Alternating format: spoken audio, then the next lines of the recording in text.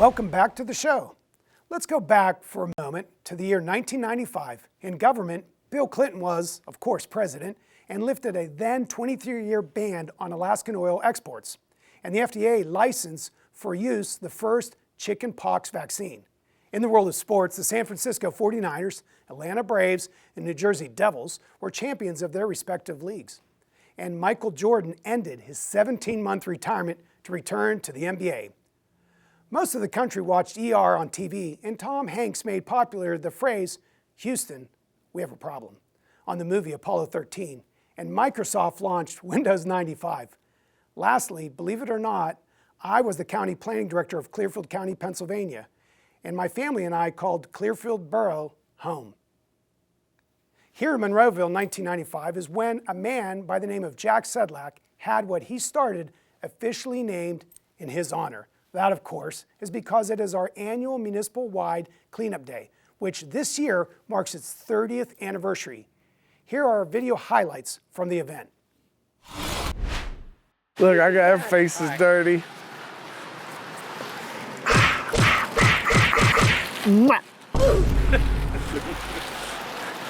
She got her shirt on. That's her grandfather. What's that? What's that? Huh? What is that? Hi. Don't be camera shy. Don't be camera shy.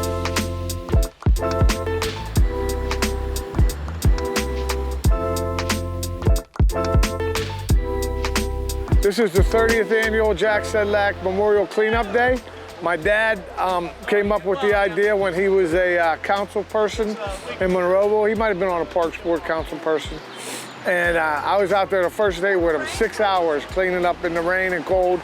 And now 30 years later, my brother Joe does a fantastic job with the help of everybody from the borough, of course. It's an amazing event.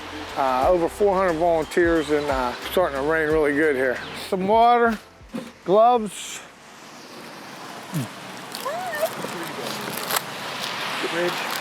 Here. You want to come up with us? No, you're going down that way. Oh, am I? No, Johnny's going to the bridge. I do under the bridge, but it's closed. So this one? Yeah. So right just go up Garden City Drive towards the bridge. Yeah, good Wendy. Yeah. I'll go with you. Do my mom's old spot. That was my mom's old spot. When we clean Old William Penn Highway, so we all get our vests, we get our gloves, we get bags, and we split up. I have, each person has been coming for so many years that they just know what sections they're doing, and it looks pretty bad out there today. Hopefully we get it all cleaned up. This rain is a pain in the butt though. It kind of turns people away. And it's only 2 hours. That's what I'm telling everybody. It's for the environment. 2 hours to clean up. So we get a little wet, but when we go up to the park and we get hot dogs and watermelon, it's great. And you can win a great prize. Of course, it's 9:05 on a day of cleanup, and my friends who I tell to be here at 8:50 are not here yet. My brother's probably going nuts because of the weather. I mean, this is the one thing that bothers him more than anything. Guys, how you doing? What's up, Josh? How you doing? Good to see you. There's Uncle Mike. What's up, guys? Jay Sedlak. How you doing? My son, hey, we got the mayor, Greasehock, over here. Hey, guys. These are my buddies, and then this is our representative, state representative. Yes, sir. This is my son, Joseph. It's our state rep. He's here. Yeah. It's my son, Joseph. Good. Guys, I got shirts. Come on over here. So it's a great day, and the thing about what I tell my friends is it's about camaraderie. It's about spending the day with your friends and hanging out. All right, 1, 2, 3. There you go, there you go.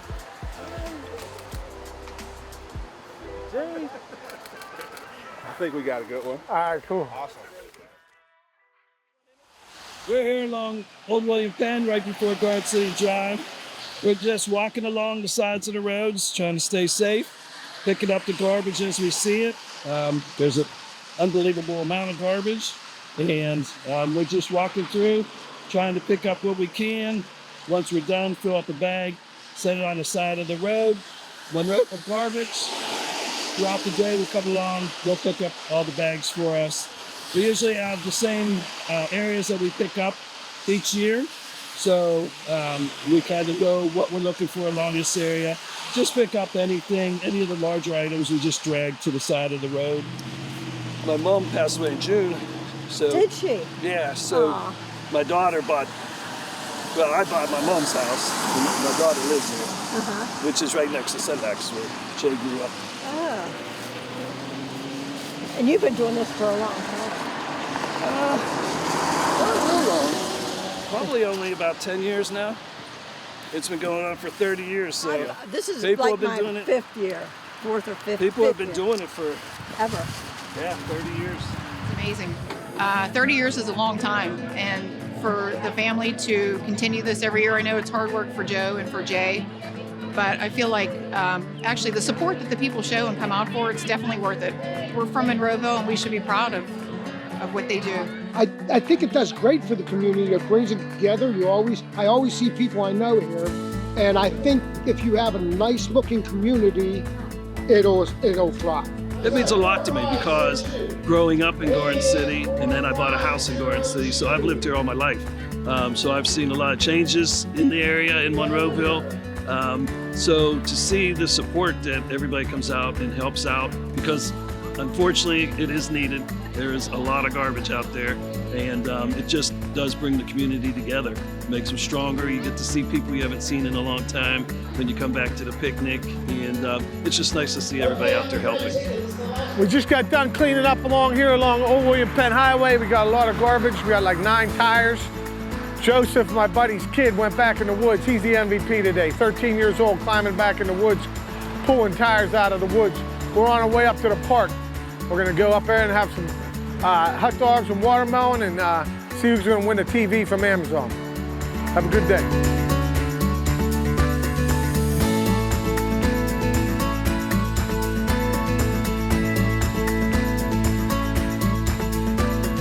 We wish the sun would be coming.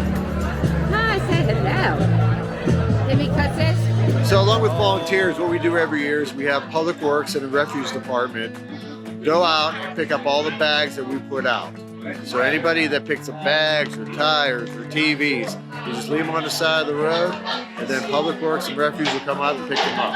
So with the prizes, what we do is I contact sponsors. My brother Jay gets hold of sponsors. So the Pirates will give us things such as the Brian Hayes figurines, or what else we have here? Pierogi figurines. So the Pirates give us this, and I get from local businesses and local vendors, they give us prizes as well. So with that, and the sponsorship money, which helps us pay for the entire event, the t-shirts, the food, all of this is done through the sponsors. So without the help of all the volunteers, Public Works, and sponsors, we couldn't get this done. I'd like to thank everybody for cleaning up today. The mayor usually does this, and I just want to say personally, for 30 years, it's been a great event. I want to thank Johnny and Ellen Walker, the Watermelon Cutter, the Queen Bee, who do it every year, Bob and Bobby Roback, who help every year, my brother Jay, my little niece Jade, Mike Adams, who cooks hot dogs every year, and everybody else, don't forget it. It keeps getting stronger. So I think it just shows you that it is worthwhile, and people do respect. They respected Mr. Selak back then, and I think it keeps his memory going. And he meant, like I said, he meant so much to Monroeville, and just everything that everybody does on this day to help clean up, it just keeps his memory alive. People earlier, as far as what it takes to put this thing on, but really, this event doesn't happen if it's not for Joe.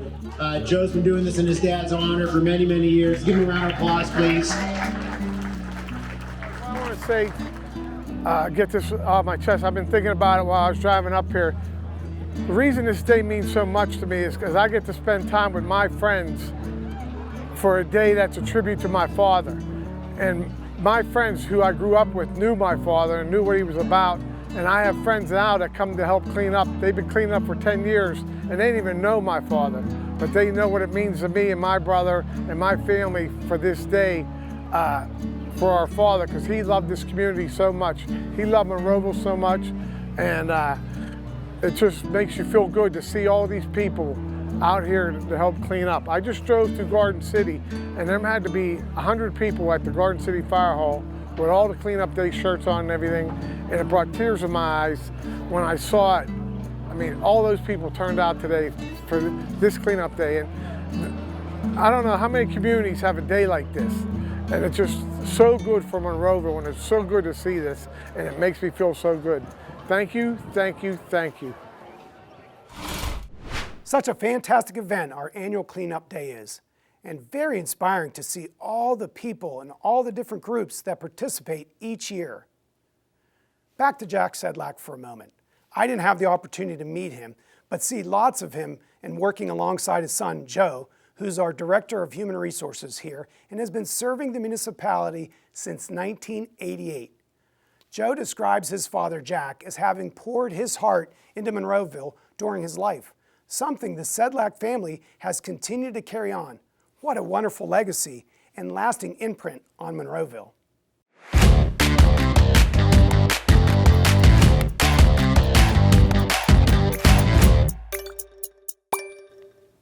One of the best things I get to do as municipal manager here in Monroeville is to see our employees at their best. At events like the Jack Sedlak Memorial Cleanup Day, I have a front row seat to many acts of kindness, dedication, and honest public service. I can genuinely say that the employees of Monroeville are faithful public servants. That is why I want to take a moment to recognize the incredible spirit of service demonstrated by our Monroeville municipal employees, especially the officers of the Monroeville Police Department, who go above and beyond their daily duties to support a genuinely inspiring cause, Special Olympics.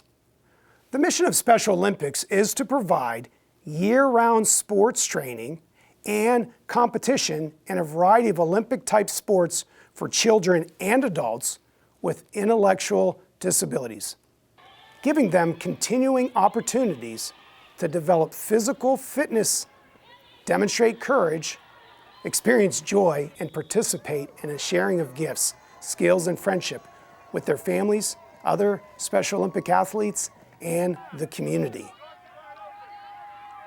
May 2025 marks the 55th anniversary of the Pennsylvania's first Special Olympics.